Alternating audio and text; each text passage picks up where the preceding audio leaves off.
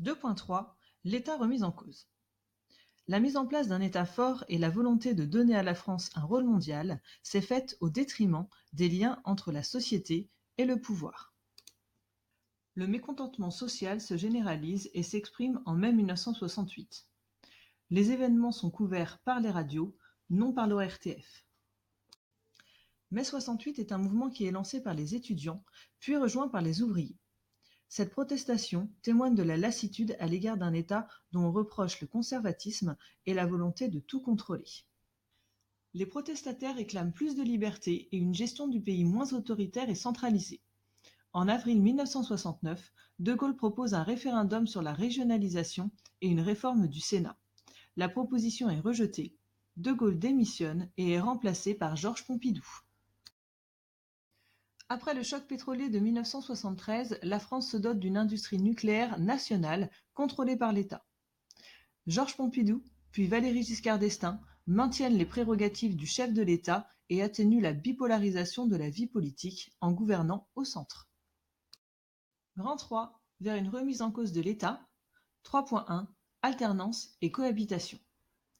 Une nouvelle organisation de l'État se met en place. En 1981, François Mitterrand est élu président de la République.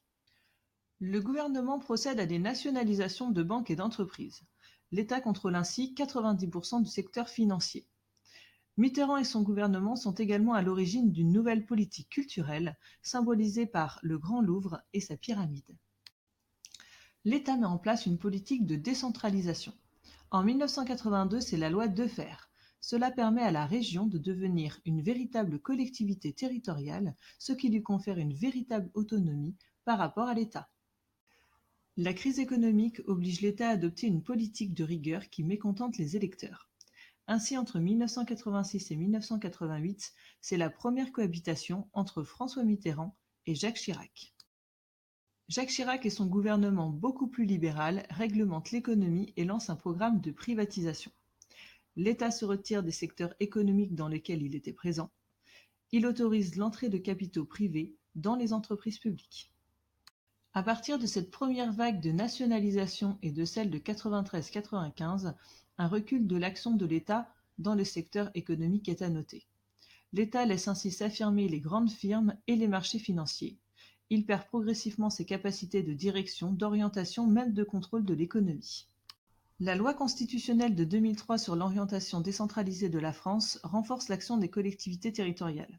Elles peuvent ainsi construire des infrastructures scolaires, aménager le territoire ou encore s'occuper de l'aide sociale et du développement économique. Les projets peuvent être soumis aux administrés par référendum. 3.2 L'opinion publique remet en cause l'État. Dans un contexte de crise, l'État doit arbitrer des choix qui sont immédiatement soumis à la pression des sondages et des médias. Les forums de discussion ainsi que les réseaux sociaux permettent l'expression de l'opinion de tous. L'État est perçu comme un appareil inefficace et coûteux. Dans ce contexte, les réformes de l'État changent de sens.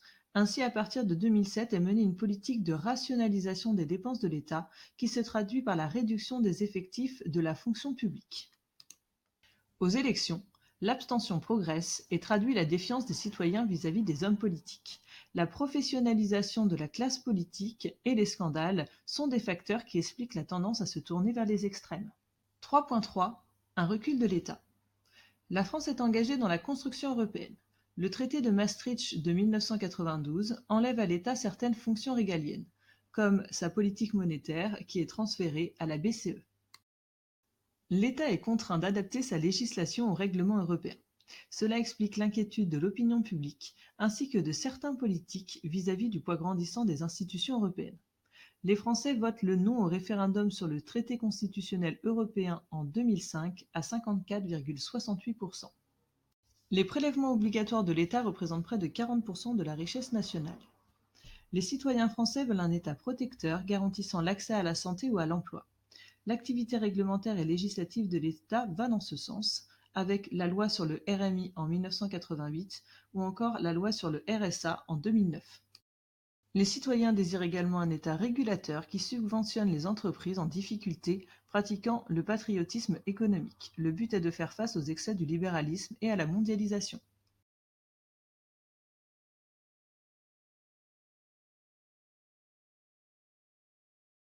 created using Powtoon.